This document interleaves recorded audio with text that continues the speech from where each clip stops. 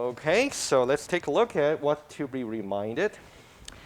Your programming test mark has been released, and also if you want to talk about it, feel free to drop by my office hour. If you want to make an appointment, I'll be happy to. We'll see how the lecture goes today. I don't have that many planned for today, but they are kind of tedious tracing to do that we have to learn.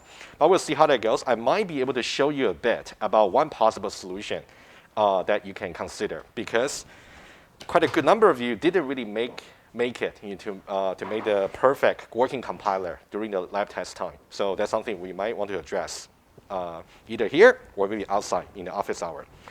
Assignment number 2, about building another compiler. It will be due Monday, right? Just make sure you make your submission. And your quiz number 2 and 3, it will be ready for pickup on Monday for sure. Okay? I know Friday, tomorrow is the decision day, but hopefully everybody will stay, hopefully, right? Maybe it's not simply relevant to anybody. Okay, so for today, I would like to start with, let me just recap just 1 minute about what we did last time. I don't need a slide. Okay. Basically, what we did last time, we talked about this algorithm called TDParse. So once I close the submission on Monday for your assignment number 2, you will get the last assignment. That one there is to basically implement a method based on the TDParse. So today, we are actually going to talk about like a slightly improved version of the algorithm. Let me just recap very quickly what we did last time so we can make a connection to what we talk about today.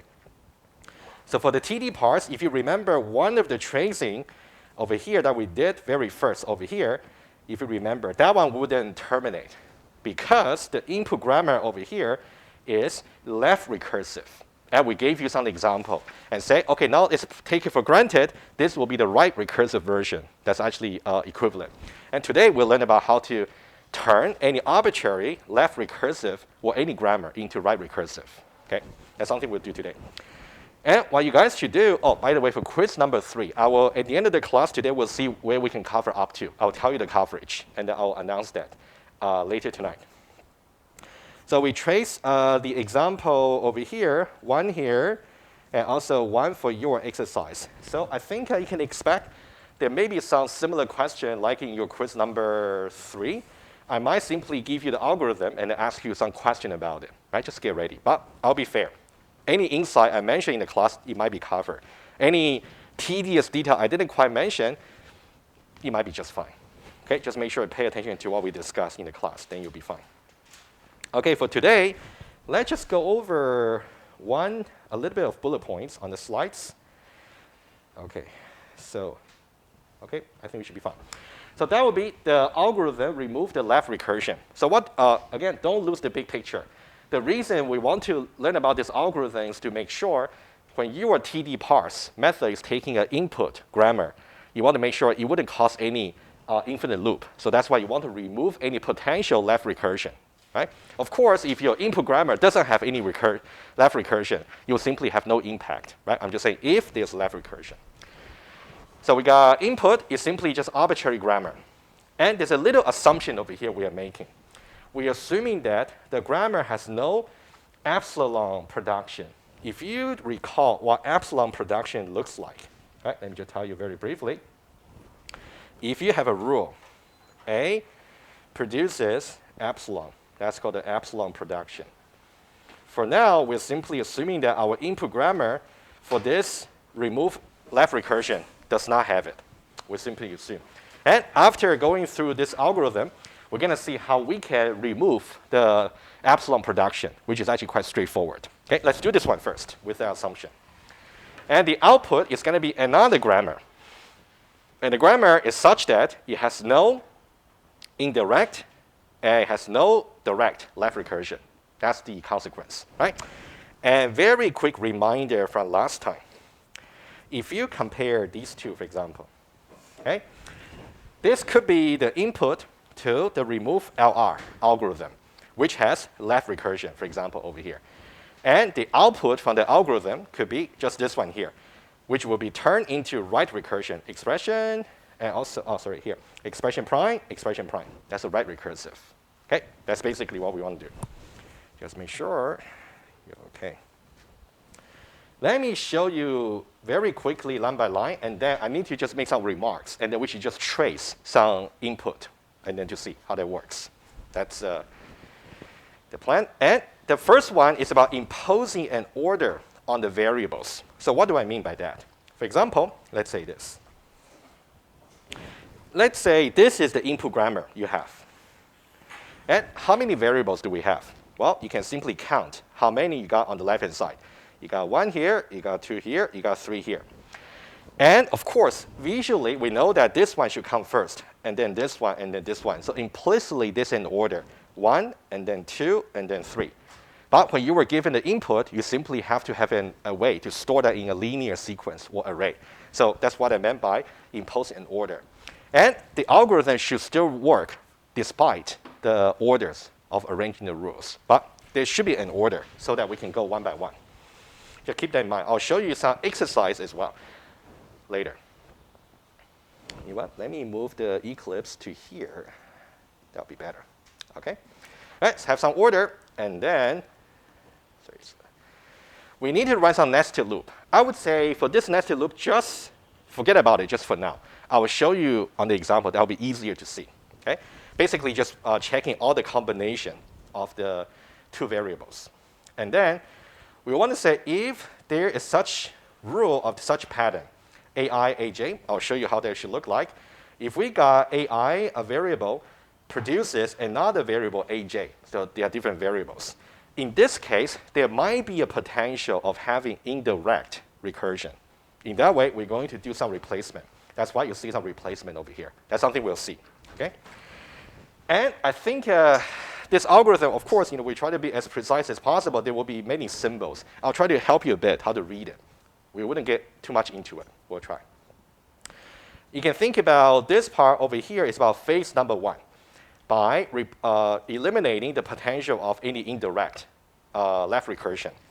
And phase number 2 is easier to see.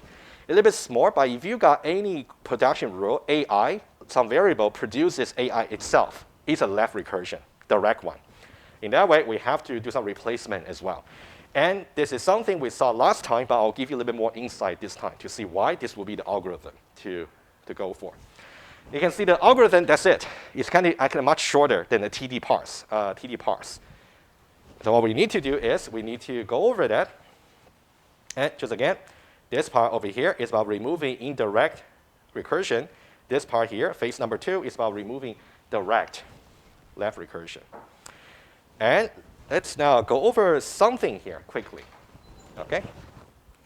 When you study the algorithm, you just need to pay attention to number 1. You can see we got some variable AI here and also some AJ over here. So they are different variables. So there are different variables.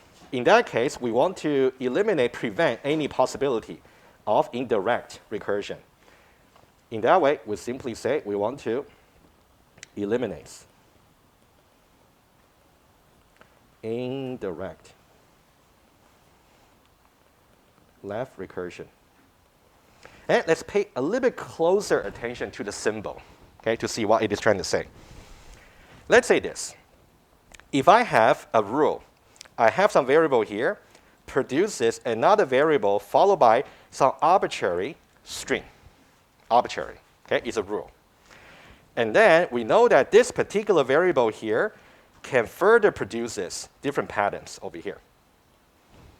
In that way, what we do is we simply say, rather than having AJ here, we simply replace AJ by this, AJ by that, AJ by this, and etc. That's what we do. So that's why, ultimately, you will see we just got this one here. You can see this one here is one of the possibilities for AJ, which replaces this one. And also delta 2, which is one of the alternatives for AJ, which also replaces it, and etc. All right, so that's the replacement we do to get rid of indirect recursion. It's very symbolic at this moment, but we're going to make it more concrete when we get to the example. The next one is I find the next one to be a little bit more confusing when I first learned it. If you look at that, this is the condition for which we have to replace the direct left recursion. Let's take a look. the pattern itself, if you look at AI here, also AI here, the same variable, first of all. So these are the same variable.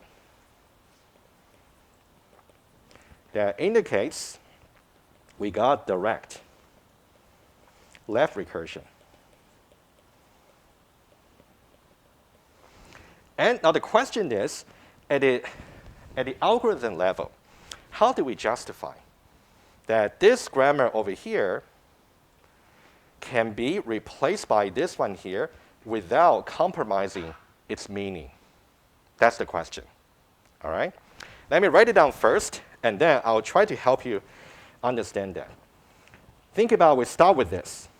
AI produces, I'm talking about this one here, right? AI followed by alpha or beta, let's say.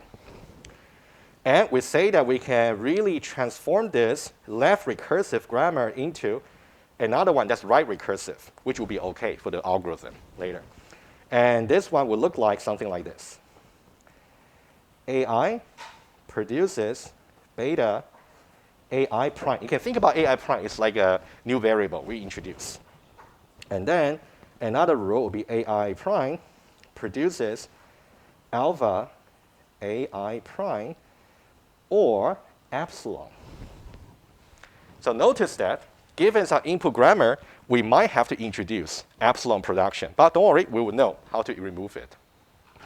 Okay, now, how do we justify this? We'll do that informally. Okay? Think about derivation. If I got AI here, according to the grammar, I may just produce beta right away. That's the simplest derivation I can do. Nobody will object that, right? Possibility number one. What about number two? Let's get it more complicated. If I start with AI, and it produces, let's say I apply this one here. There'll be AI variables, and then alpha. I can make it longer. Let's say AI here is replaced by AI alpha again. So I will get AI alpha and alpha. Right? It seems like we're going to basically get a bunch of alphas at the end. And whenever we want to end the recursion for the grammar derivation, we just have to replace the final one by beta. That's the insight to this left recursive grammar. So that one can be replaced by just beta and then alpha. Are we okay so far? All right. Basically, I'm saying, based on this left recursive grammar, this will be the kind of pattern of string we can generate. Now, can we write an equivalent grammar that is right recursive to produce it? Indeed. So now, based on our observation, we want to generate either this or this kind of string. Will this grammar do? The answer is yes, because if you look at that, we start with AI, we can get a single beta always. And after the single beta, what should we get? Either we can choose to get nothing after that, so epsilon, or we can get as many alpha as we like. So that's exactly the pattern that AI prime is actually specifying. Right? You can see we got alpha, as many alpha as you like, or you simply got epsilon. In this case, it's corresponding to just beta. Right? Over here. All right, so we okay with this? This is at the pattern matching level about the algorithm. And of course, when we actually want to do some concrete example, you will just apply the same pattern. That's something we'll do. We'll do some example together when we trace, but I want to make sure everyone is okay with this. Okay? And as a note, here, this guy here is left recursive. And this one here is the equivalent but right recursive. If you have been following so far, I think you pretty much got what the algorithm will do. Okay, we now just need to trace it quickly. I think one thing that's tricky, which I haven't got a chance to exemplify, is about this ordering. of the variables. I'll give you an example. Okay? If you're okay so far, let's now move on. Okay, so let's now try the example grammar that we look at. Let's say this one here. And apparently, this grammar here is directly left recursive. For example, here and here, right? These two over here. And how do we transform this left recursive grammar into some right recursive by removing the left recursion? What should we do? In order to execute this line, we're going to say imposing order A1, A2 all the way to AN. Easy. Why don't we say this? Let's say this will be A1. I'll put 1 here. I'll put 2 here. I'll put 3 here. 1, 2, and 3. And some exercise you can try. You can try to re-execute the same algorithm, but you kind of reorder the variables. For example, rather than 1, 2, 3, you can say maybe 1, and then 2, and then 3. It will still work. Okay? Let's now try this one first. 1, and then 2, and then 3. All right, let's try that first. And then this pattern over here, I would say this could be a little bit confusing. So I would say rather than executing iteration by iteration, that could be very dry, and then we can easily get lost, including myself. Why don't we try this one? I think that'll be a little bit better. Let's try this one here. If you look at this very familiar nested loop pattern, that I'm pretty sure you have seen that in either in 1021, most likely 1022, since you guys are all CS. All right, so this one here, let me help you a bit. Since we got 1, 2, and 3 variables, so in this case, m will be just 3. Okay, so we're going to think about the pattern for I and j. All right, when I is equal to 1, in this case, a special case, j will be from 1 until I minus 1, which will be from 1 to 0. It's like empty, right? So this one here, we just wouldn't get anything done. I just put a not applicable. When I is equal to 2, j will just be 1. When I is equal to 3, j will be 1 and 2, right? Obviously. And now, let's now map back to the variables. 1 is corresponding to expression. 2 is corresponding to term. 3 is corresponding to factor. And also 1 here will be expression. 1 here will be expression. 2 here will be term. Right? I would say do this one first. It will help when you trace. Okay? And let's now talk about these two phases. Phase number 1 over here for removing the indirect recursion, and phase number 2 for removing the direct recursion. All right, let's try. Let me just label them here very quickly. So think about this part over here is phase number 1. And this part over here is phase number 2. All right, 2 phases. And let's say try this one here. For when I is equal to 1, we have nothing to do. So we can directly go to when I is equal to 2. All right? When I is equal to 2, j will only get 1. So we got this combination. So what are we looking for? Okay, let's try this one here. I'll write down. Let's say when I, j is equal to 2 and 1. Okay, so this is what we are looking at. In that case, we're looking at term expression. Okay? So that means we have to look at if there's any term produces expression pattern. You see AI here is term. AI is expression. AI over here and AJ over here. Let me write it down. When we say AI produces AJ, AI over here would be term.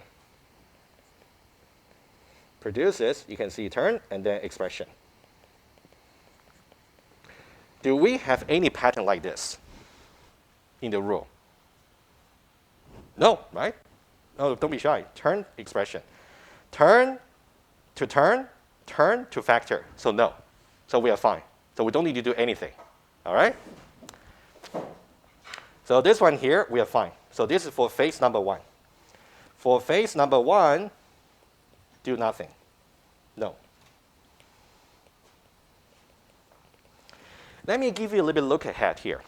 I try to give you an example that only requires certain phase to be executed. For this particular grammar over here, it turns out we only need to execute phase number 2.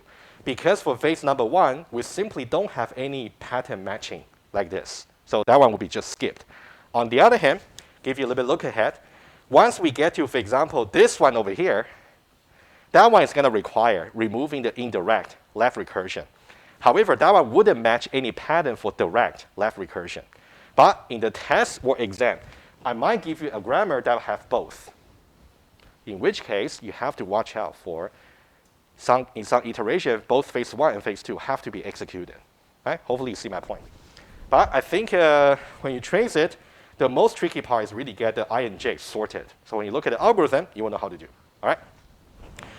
Okay, for phase 1, we don't do anything. What about for phase number 2? That's the question. For phase number 2, so don't forget we got I and J over here. So now, do we have any pattern like this? Okay, let's take a look. I is 2. So do we have any turn produces turn pattern? Do we have it? We do. Here. Guys, do you see that? Over here. Okay, good. All right. And for this one here, what should we do? We got to apply this one here. Okay.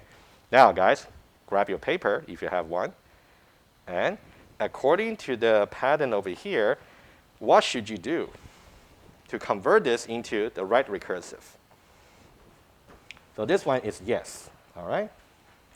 And let me write down the complete rule that you should really convert. So it should be turn. Let me write it down completely. So you can take a look. It'll be turn produces turn multiplied by factor. This will be the first direct recursion we have to remove. Okay? Why? Because I currently is 2, and 2 is corresponding to turn. That's why. All right? How do we do that?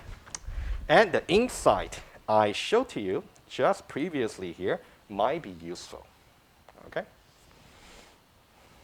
Just take 1 or 2 minutes thinking ahead, or try to do on the paper, and then I'm going to write it down. Okay?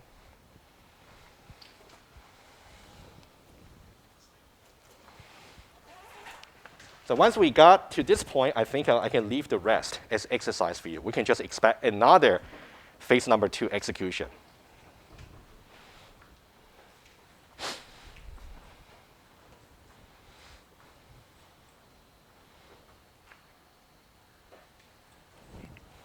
Okay.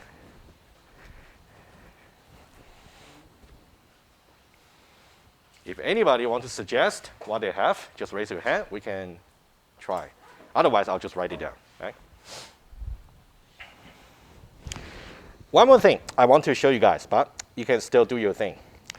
You can think about the turn here is like the AI over here.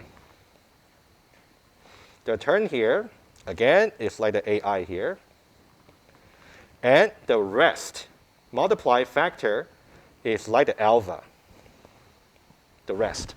Think about alpha is like a term pattern matching. It could be any string. And of course, we don't have any. Oh, you know what? I missed just one thing here. I beg your pardon. That one here, we got factor, of course. Right? So that one here is like a beta. Right? So now we got all the components.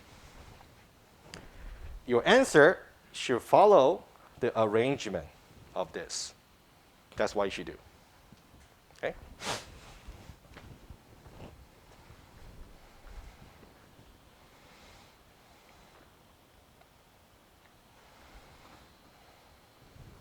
Okay.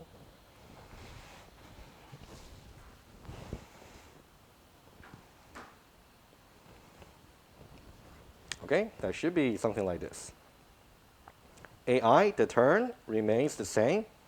And then we got beta here.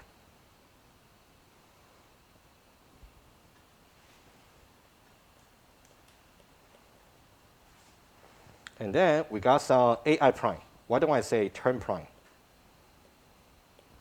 And then we got AI prime, which will be term prime, produces the alpha, which will be multiply factor.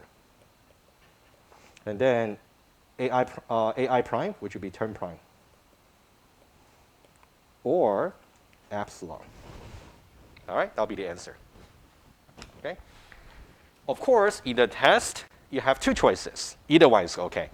Either you can just identify AI, alpha, beta, like what I did, and look at this and arrange accordingly. That's what I did.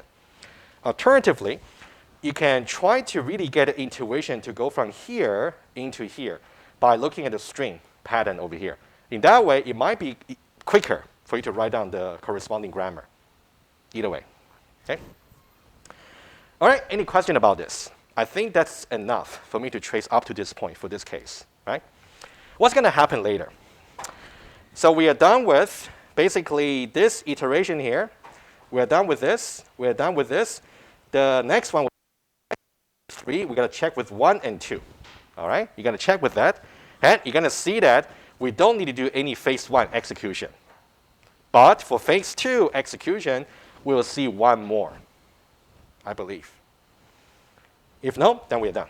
Either way. Okay? Okay, good. Let me move on to 1B. I think 1B is just another grammar. By the way, it looks similar. Here you can see this is one grammar here. This is just another one. This will be your exercise. And I'll make sure I post a solution for you to compare. So you get ready for quiz number 3, exercise.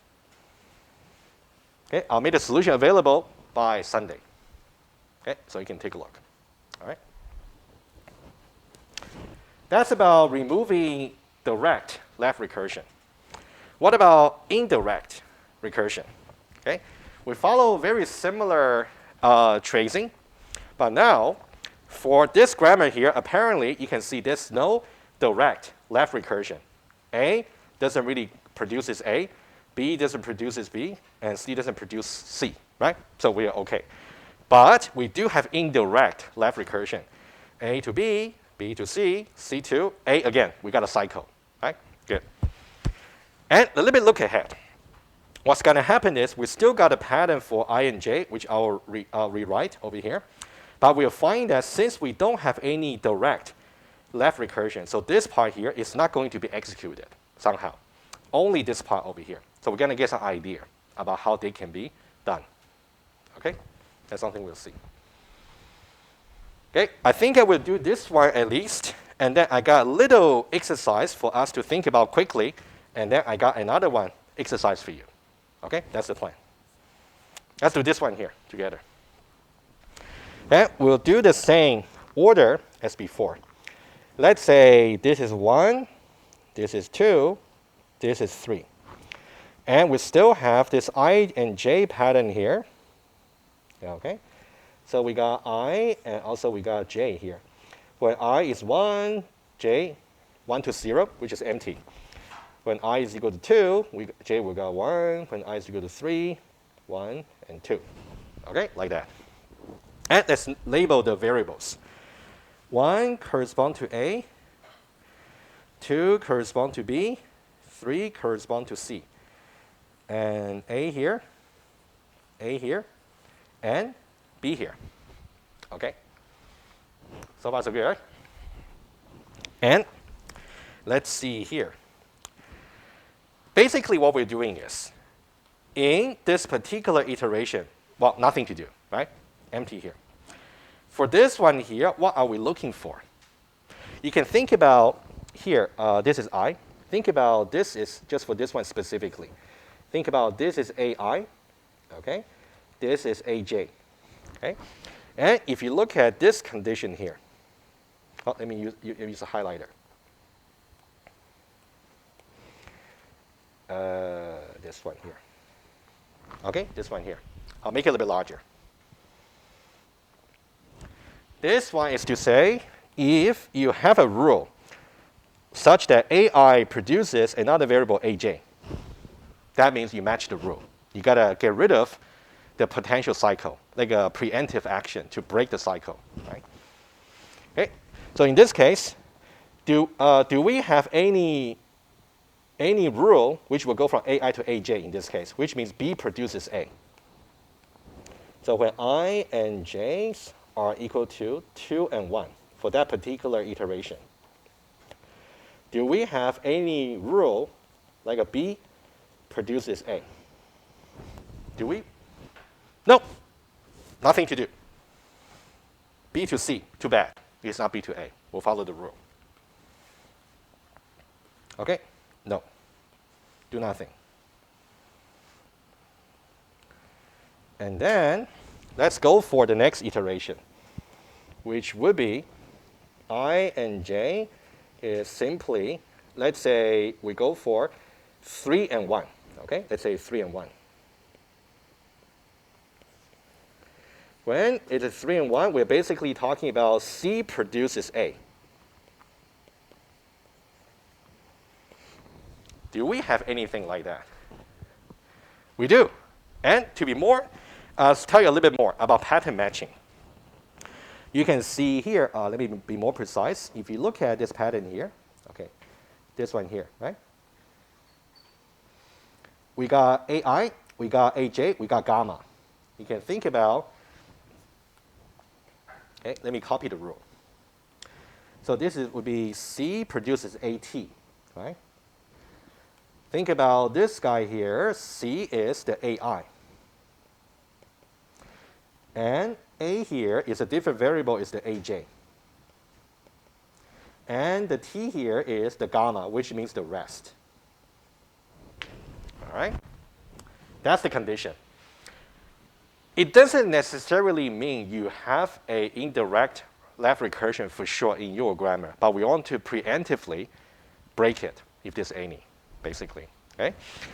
So now if we got this, what should we do? Replace that one with this one here. And what does that mean? Okay? And we want to say, oh, we'll say a little bit more. How about we have the pattern matching for here? What about the AJ? AJ is A, right? So we also got A produces BR. So think about this part here, AJ. And also we got different alternative over here. Here we are lucky. There's only one alternative. So you can think about this as simply just delta 1. But in general, there could be more than one alternative for A, of course. Okay? And now what should we do to replace it? Given all the identified patterns over here, all we got to do is to make sure we got AI produces AJ. Oh, sorry, that's the one we want to replace. AI produces the following. All the possible delta followed by gamma. We only got one possible gamma. So AI would be C. Produces, A can only be replaced by BR. So BR over here and then T. Let me write a little bit better. Think about this part here. C is the AI. BR over here is the delta 1. And T here is the gamma. Okay? When you actually do this by yourself, maybe actually will seem a little bit more intuitive. I just want to make sure you can trace it by yourself. Okay? Good. All right, that's it. I think that will be enough. And when you guys go for the next iteration very quickly, right? I'll just complete partially for you. We have done this one here, this one here. We have also done with 3.1, right? What about 3.2? Okay. So we're going to do, you can think about what we have done so far is we modify the A to be something like this. Rather than this, we have already got C produces B, R, and T. Is already modified, right? So that will be the basis for the next iteration. Okay? So now for the next one, we're going to get IJ will be 3, 2. Okay? And for here, that will be something for you to figure out. Okay? We got another potential indirect recursion to get rid of. Okay? That's the exercise for you.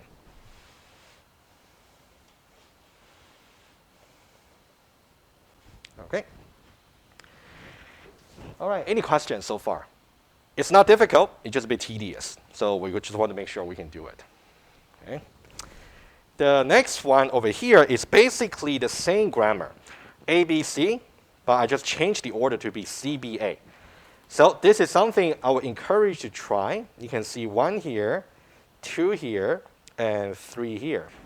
If you try this one here, it's still going to apply the same algorithm, but the order in which we replace the potential indirect left recursion will be a little bit different.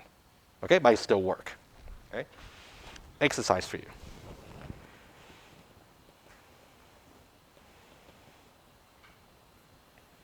Okay, take a look.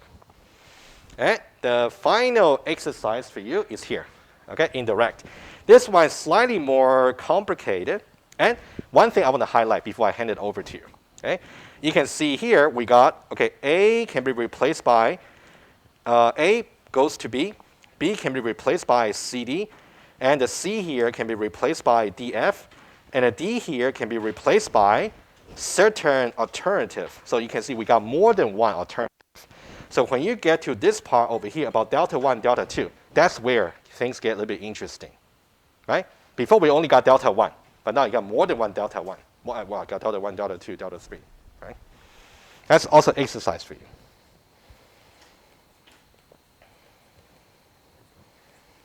Okay, good. All right, any question? We good? Okay, how about one more thing before we take a break? One more thing. As I said, since this is currently a go transit strike, so we wouldn't take attendance, just to be nice to your other classmate. But let's do one more thing, straightforward, and then we move on to a break and then do another thing. Okay, we are done with this. Oh, just one slide. Okay, we want to remove also epsilon production. By the way, the remove LR algorithm here might introduce epsilon production, specifically over here. So before we actually try to do something further with this, we may just want to remove the epsilon production. Okay? So why do we want to do that? So TDParse that we talked about last Thursday, we do have some special case to actually handle the epsilon production. That's something you may want to do for your assignment number 3. Okay? But I would say it might be nice to actually remove the epsilon production so we don't have to implement any special cases. Right? It's more like a balance, which one. All right? And also the remove LR, as we just went over, it might contain epsilon production. So it might be nice to just get rid of it. It's very easy to get rid of it. Okay? This is some general facts to say. Okay? If the language should not allow the epsilon string, I would say for our programming language, for example, you shouldn't really allow empty file to be useful, right? So that makes sense. And we're saying that if that's the case, then there's got to be a grammar that has no null production. So that's really something asserting you that you definitely get one. Okay? And epsilon production, we know its form variable produces on epsilon string. And then let's make some definition quickly. We say that a variable, not a terminal, a variable, it would be nullable if A can be somehow derived by one or more steps into epsilon. That's what we meant, to be nullable. And of course, all the terminals are not nullable. There's a concrete symbol there. And what about the variable being nullable? Okay, let me go over the rule with you, and then we do one example. Okay? And either we say A produces epsilon, that one for sure, because A can be reduced to epsilon. That's one way to go. But what if, let's say we got A produces B1 all the way to BK, all right? Let me just talk about this one here. This one will actually be very beneficial as we, because later on when we talk about another concept, we might need this one too. Okay? Let's say A over here produces, let's say, B1, B2, B3, all the way to Bk. Right? It's a concatenation of k variables over here. How can A be nullable? Is it possible ever? Would it be enough to say, let me make it even more simple. Let's say A produces B1, B2, B3. Okay?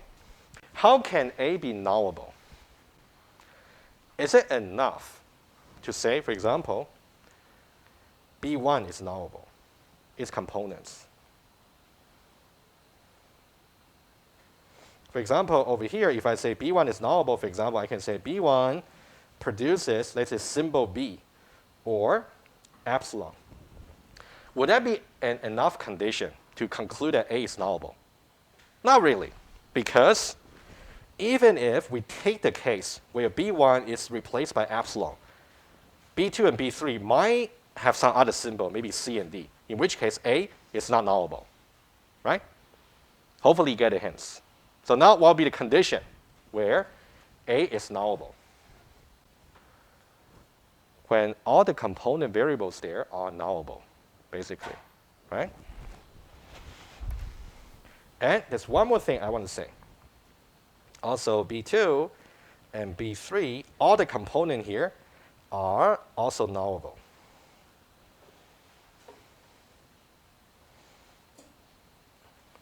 And there'll be one little formula over there I would like somebody to explain to us if they can understand why. So here, for example, if you got B2, let's say C or epsilon, and also you got B3, and then you say D or epsilon, for example, right? Definitely, B1 produces epsilon, B2 produces this, B3 produces this, B1, B2, B3 are all nullable. Given that all the variables, components here for A are nullable, A should be nullable. But the problem is, if we really want to get rid of the epsilon production for A, how do we do that? That's the question. Okay? Let's take a look at the slides. Okay. Here, let's say if we got B produces CAD. Okay, let's see. So B produces CAD. I believe we say that. Okay. Let's say we say only this is nullable, but not C and D. In that case, how can we remove completely the null production? Let's give this example here. So let's say C only produces maybe, let's say, C, and D only produces D. A produces A, or epsilon. Right? How do we do that? Okay, this is a simple case. The way to do it is, think about the A symbol here may be there or may not be there. Right? So you can see A here is A. Either the symbol A is there or it's not there. So B produces two versions, either CD or CAD. And these two we don't need to touch. All right? And then at the same time, we still got A, produces A. And we don't need this anymore. It's a very simple sketch, but we'll try another larger example. But idea, let me recap very quickly. Let's say this is what you got originally. You got A, B, C, D, where A may have an epsilon derivation. The way to really get rid of this particular epsilon here, we cannot just get rid of it. In which case, we don't really have the original meaning. That's a problem. The original meaning says that A may be absent if it is, produces epsilon. In which case, you have to think about both possibilities. In which case, either we go with C, after that we got A symbol, which is A. Or after C, we don't have the A symbol, in which case we go directly to D. So these are the two possibilities. And realistically, what if I say C is nullable, and A is nullable. In that case, how many possibilities do we need to consider? Obviously, C can be there or not there. A can be there or not there. So 2 to the power of 2. All right, so that's where the little equation you saw on the slides. Okay. Okay, so here, these two are the little formula you have to know. Okay, they are not complicated. Let me just explain them very quickly, and I'll do one example, and then we'll take a break. Okay, so let's say this. So let's say A produces, let's say x1, x2, all the way to x. Let me just give some concrete number. Bear with me. And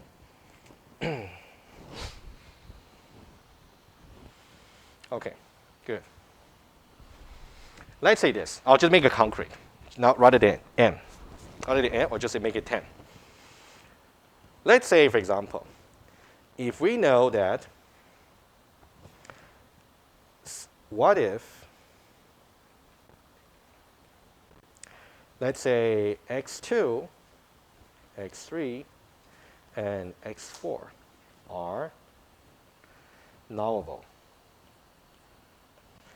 then how many versions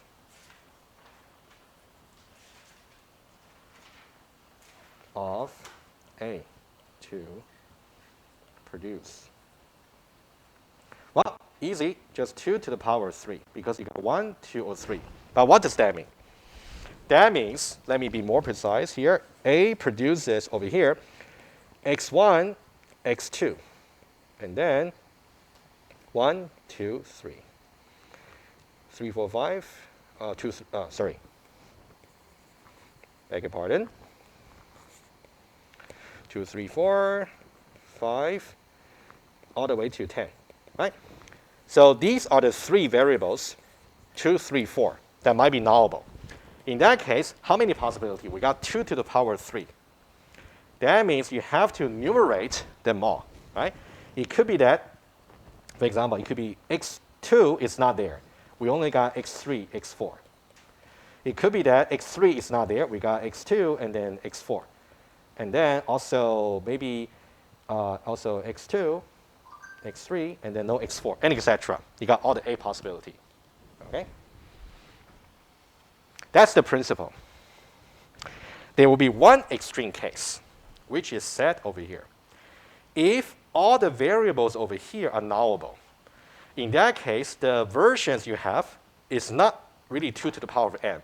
You got a -1, because you want to exclude. For example, let's say if I say x1, x2, all the way to x10, if all the 10 variables are nullable, in that case, what if all 10 variables are nullable? Then, how many versions of A? x1 all the way to x10, so you wouldn't say 2 to the power of 10, because that will include the possibility where all the variables are gone, are null. In that case, A also produces epsilon, so we want to exclude that. Okay? So this is really something you want to watch out for. Okay? When all variables produce epsilon. Okay? Excuse me. Yes. All right, so let's now move back. Just one example to do. Okay, how about this one? Do you guys know how to remove the epsilon production? We'll do this one together, and that's it. Okay? And we'll take a break for sure. And to help you with that, what are the nullable variables here? Is S nullable? To answer that, you need to see its component. It produces A and B. So you got to ask yourself, if both A and B are nullable, and of course S is nullable. So let's now try A and B first. Is A nullable? It is. A produces epsilon. Of course it's nullable. That's more like a base case if you think of it. B produces epsilon, also is nullable. Given that A and B, the component variables for S is nullable, are nullable, so S must be nullable too. All right, so got S, A, and B. All right, that's the first question to answer. And after that, how do we convert that into some grammar without the epsilon production? And again, we simply just cannot get rid of them only. We want to worry about the original meaning of the grammar. Okay? Do you guys want to try a little bit first? Let's take maybe 1 minute or two, and then we'll look at the answer. Okay?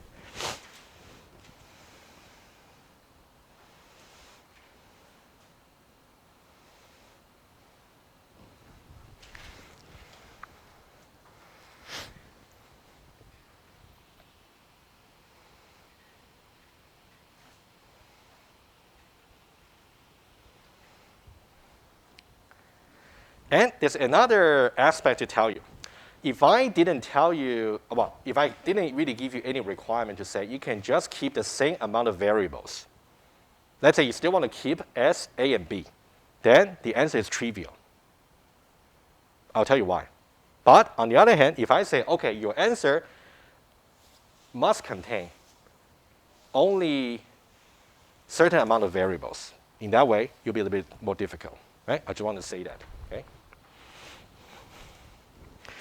One way to do this will be, we can say S produces either, okay, both A and B are nullable. So one possibility will be when A is not there, we got only B. Or when B is not there, we got only A. And that's it.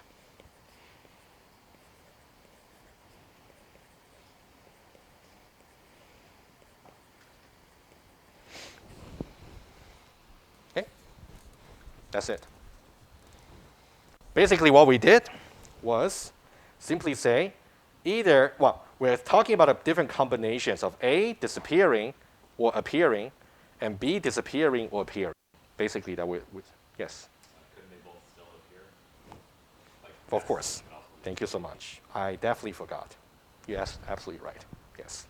But they cannot both disappear, in which case we still get the epsilon production for sure.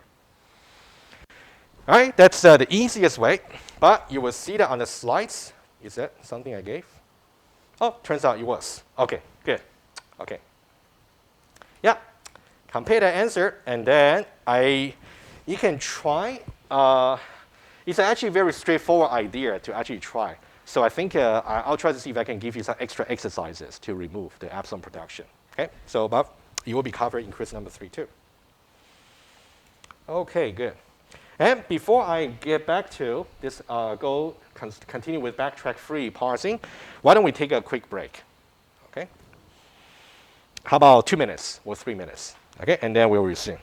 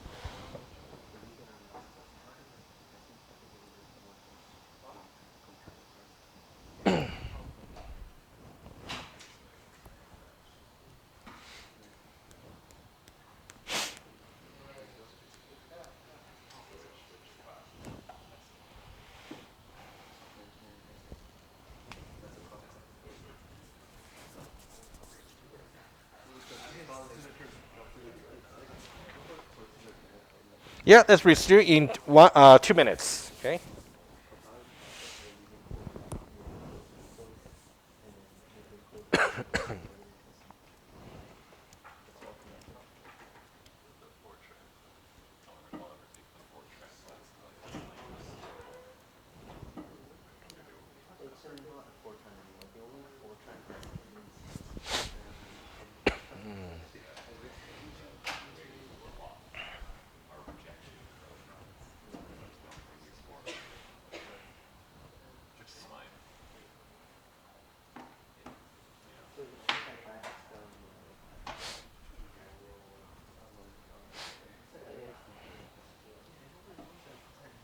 Okay, 1 minute, and then we'll resume.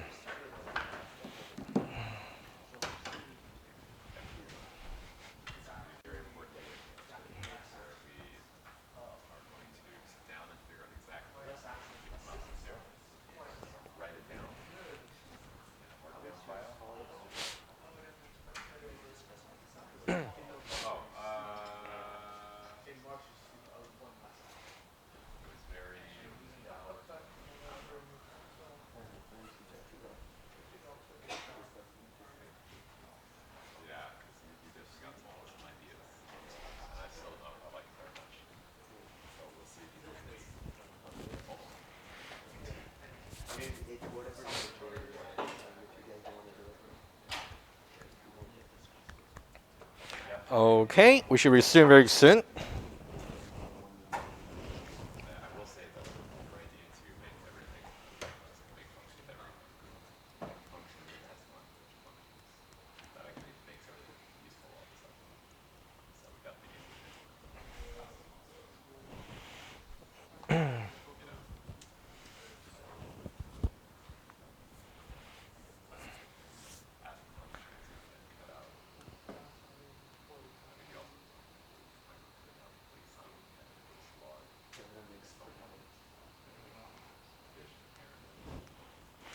Okay, let's resume quickly. Yeah, we wouldn't take much longer. I think what I want to cover just a little bit new, some motivation about the next topic, and then I want to maybe show quickly some example solution for programming test.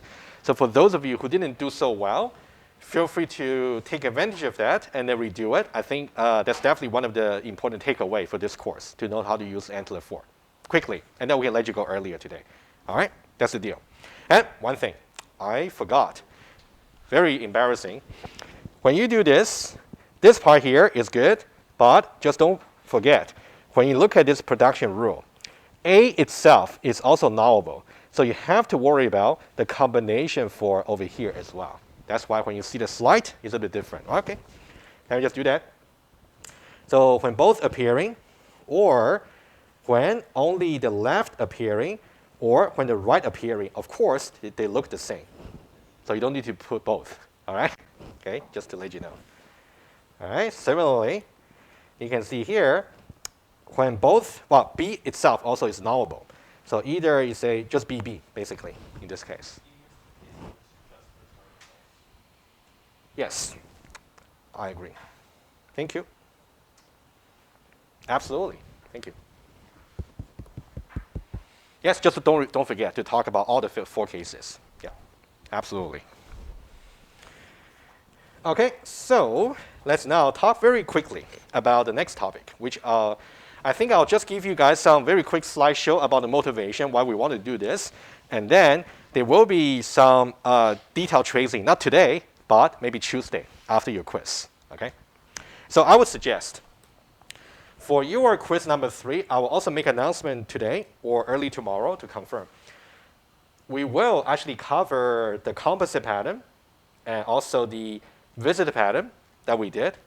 And I believe last time for quiz number 2, we have you study up to slide 32. I believe that was the case. Let me double check. Okay. I believe, okay, I think that's right. So this time, composite, visitor, and also for the syntactic analysis, slide 33, all the way to what we just covered before the break. I think that'll be enough. 39 and 40. There we go. Okay, up to 40. Okay, that's what you got to do. All right, for the quiz number 3. And we got one more after another 2 weeks. Okay, and then the exam, of course. Okay, so there will be a slight, well, I shouldn't say slight. There will be some meaningful extension to the top-down parsing. There's something called backtrack-free parsing. From its literal meaning, we want to get rid of backtrack. But for your assignment number 3, I would suggest you try the backtracking version. But if you really insist, you want to implement this particular backtrack-free version by calculating the so-called first and also follow set. Well, that's something we will cover only next week. But if you really want to do it for yourself, that's fine too. Okay? I'll be quite flexible with that. But let's talk about why. We just need some extension. So the TDParse that we spoke about last Thursday, that one will optimate the top-down leftmost derivation. And I said leftmost because left recursive grammar will cause infinite loop. All right? And then very inefficient, especially got backtrack, right? A very, very quick visual here, basically. Think about what's happening here. This is the, This is the grammar we spoke about in detail last Thursday, okay? Let's say this is a tree we start with. Of course, we start with the goal. Oh, by the way, it's just another grammar, okay? Let's say we start with the start symbol here, the start variable. Let's say we are now here, term prime. We knew from last time, when we get to term prime, we got 1, 2, and 3. 3 possibilities. Each one of them is going to involve, for example, let's say if we happen to pick this one here, and etc. And then we're going to build these nodes over here. And later on, we might just find that this particular symbol here, for example, is not really matching the current word, in which case we have to get rid of these and then backtrack to here. And we're going to try the next rule. And if that doesn't work, we're going to try the next rule. That's basically what the nature of backtracking is doing. Would it be possible to make it more efficient? Indeed.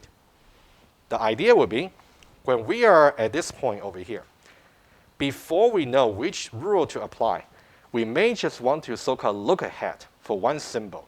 In this case, of course, it's very obvious. We look ahead to see this is a multiply, this is a divide, this is epsilon, to see which one it might be matching the current word.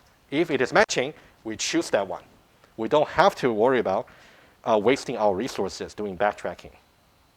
All right? That's kind of the general idea for why we can improve the TDParse algorithm. Okay? Just to mention that. Okay? And we can avoid, and then that's something we'll see. So you're going to see maybe next Tuesday or Thursday, you'll see an updated algorithm for top-down parsing, but without any mention of backtracking. Okay, that's something we'll see. But for today, I just want to give you a little bit of intuition. Okay, the first set.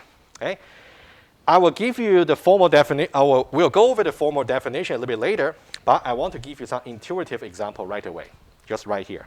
Okay. Don't worry too much about the definition here. Okay, let's just do some example. Okay, let's say this is our grammar. Okay, our grammar here. The idea would be, since we might have to look at each one of them when we are doing our parsing, their rule, we would like to know the so-called first symbol set for each variable. In order to compute this recursively, we have to work out, first of all, the base cases. The base cases, let's say we got terminal. We got some number, literal, we got some identifier, plus, minus, multiply, and etc. So these are the symbols. And what will be the first set over there? Meaning that what's the first symbol you can see from this particular token? Well, the symbol itself, apparently. So num will just be num, then will be name, and etc. That's very trivial. That's a simple case. We might need to use that later in the algorithm when we want to compute. Okay? So now, here's an interesting bit. What would be the first set for expression? So thinking this way, when I'm looking at the expression here, if I want to produce, well, if I want to derive accordingly, what would be the first symbol I'm going to see? Expression produces term. So that means I should really see some symbol from term before I can see some symbol from expression prime. Unless term itself is nullable. Because if term itself is nullable, that means there is one possibility where I don't see anything here. I will still see the first symbol from here. Right? That's kind of the tricky scenario we have to worry. But let's focus on this. This one, let's say in order to work out the first for expression, we're going to work out the first for term. What will be the first for term? Should be the first term for factor. What about the first for factor? Well, can be here, can be here, can be here. That's the flow that we can go for informally. So that's why when you see for expression, the first will just be, turns out to be the first for factor. This, and this. A little bit similar to how we work out the indirect left recursion, which is follow the symbol definition. A little bit similar, not really the same. All right, guys, can you tell me, how about this one here? What will be the first? Wouldn't that be obvious? This one here? Ah. Plus, minus, F1. Absolutely. Yeah, this one here, because they are not variables, so we see them right away. You can think about they're blocking our vision right away. We don't need to go any further. Yes, as straightforward as that. Precisely. Okay. What about term? Apparently, for term, we will have to look at the first for factor. And factor over here, we will have to look at this one, and this one. Okay? And guys, let me give you a little bit of alternation here. What if I say, alternatively, factor also produces epsilon? Are we going to change the answer, though? If, now for term, it should be the first for factor. Indeed, we still got these. At the same time, factor might be reduced to epsilon, in which case we may not see it. So we still have to see the first of term prime, which will be these guys. So that tells you the tricky bits. That tells you the tricky bit that the algorithm will have to look after, which is something we'll see next week. Okay? And these two will just be very straightforward, very quickly. For term prime, just these. These are symbols already. Also for factor, also we work out just this. Today, I just want to give you some very quick intuition about our first set. And also the reason that we want to talk about the first set is because we want to work out a version of the top-down parsing algorithm that does not require backtracking. That's basically why we're doing this. Okay, that's something we'll focus on next week. And I will only use 5 minutes or so. Okay, I want to show you guys maybe some example solution. Okay, maybe worse than those of you who did pretty well in the test, but I'll show to you. Also, I have met with most teams already. I would say so far I have no particular concern about any team. You know, some of you did pretty well, very good progress. I'm very impressed. But I think some of you have not really, I have not seen, especially for some team, I haven't really seen the good connection between the model classes and also the antler parser. So maybe they didn't have enough time, or I don't know, whatever. So for your programming test, the general observation from me and the TA, pretty extreme. Either your compiler will simply got no compilation error, and then you're able to produce something to the console. In that case, you got mostly correct output. Or you simply got something that got compilation error, in which case we cannot build any runnable job, which is not very good. Or another case would be, let's say everything compiles, but when we actually build the runnable job, we either run into the syntax error always on the input file. So there might be some work you will have to do on the Antler 4 G4 file. That's something I can show you for sure on the screen. So you can maybe take a look and then maybe try to work on that. Another possibility would be we got lots of null pointer exception from your model classes. So I think that really boils down into how you implement your Java, right? So I would say work on that. I know in your project, you're going to get lots of time, lots more time, and also help from your teammates, but that's also something I hope you can do standalone on your own as well. Okay, let me show you very quickly. So under the source and antler over here, and then G4. Okay. You know what? I should really just make it larger. Bear with me just 30 seconds. I will change that right away. Preferences, font, colors and font, and then basic, I believe, text font. There we go. 24, 36 is fine. Okay. Good. Okay, the grammar here. I use something very similar to what you did in the tutorial. It could be we start with program. And I would say this part here is something I would say it's more like a decision. For me, module is simply a keyword, so I can just put it in quote. If you really like, you can also define maybe some token over here to be module and like an ID. Well, but I would say usually it's only when you got some pattern you actually want to use the regular expression. Otherwise, you can just spell it out and put it in single quote. I'll leave the decision to you. So module here, and then we got some ID. And then it could be either declaration or assignments. Okay, and then end the file. For the declaration, it could be ID colon the type, Boolean. And do you guys remember what the hash sign really is for? You guys should be still very fresh in your mind, right? William, do you remember? If you said you guys didn't use the visitor pattern for your project, that's okay. Then I'll pass you. Yeah. You did, okay, if you remember. What does that do? Exactly. So if I got declaration, I got visit declaration. Good, good, yeah, yeah. Good, awesome, yeah. Of course, that's something very easy to forget. You know, once you go beyond this course, you just got to remind yourself. And then for the expression here, we got, oh, of course, I would say this is a very bad one because I don't really have any precedence for and and or. You may want to embed it, or you just want to have some precedence for sure. And can be ID, can be true, can be false, and that's it, right? Simple grammar, all right? So if you got any trouble understanding about how to specify grammar in general, maybe we should talk, right? Just let me know. I just want to show to you. Very easy. So Henry, I remember you mentioned after the test you were struggling with certain point about the grammar file. Do you remember which part it was? You want to share?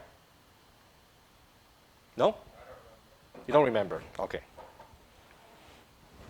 And then under the model here, basically every, I think that this is really kind of subjective about what classes you really want to create.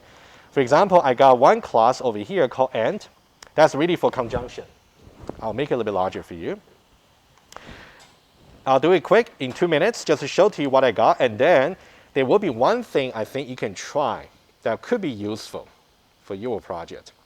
Let me just do this one here. So Java. And then 24. Okay, good. So we got AND, which would be a subclass of an expression. And also we got Boolean constant over here, which is expression. And this kind of nicely corresponds to the composite pattern that we covered in the class. And also we got something called program over here. And for the program, we got name, we got declaration, we got assignments over here, right? And I just did a little bit some things over here to say, for whenever you want to add the expression into the program, it could be either declaration or it could be assignment, right? Kind of up to your manipulation, okay? Anyway, okay, one more thing I want to mention. The way I did it was by having the toString method to really output the program. So you can see my toString. For example, you can see the toString method for the AND. I simply just return the left and also the operator and the right toString. So this will be one way to go. meaning that for all my model classes, I always override the toString method. And then ultimately, all I got to do is, if you look at my expression app class over here, I only had to say program, which will call program.toString. And everything else will just work on the model classes. Rather than having a single dedicated class and try to recursively visit the program structure and then try to print it out. I would say both are fine. Okay, depends on which one you want. Maybe you want to just implement your toString method to really output the HTML tags if you want to, right? Completely up to you. Okay, and if you would like to see my solution, you're more than welcome. You can drop by and I can show it to you. I just want to highlight certain points. But if you really didn't do that well for the programming test, try to learn it better from the projects, and then there might be some relevant questions, you know, maybe in the exam, maybe not in the quiz, but in the exam. Some, okay, all right. Do you guys got any general question about programming tasks you want to talk about? Okay, if no, that's okay. And I'll let you guys go now. And then don't forget, we got quiz number 3 in the beginning on Tuesday. And then we're going to do that. And then after that, we'll go to talk about the backtrack-free parsing. Okay, see you next week.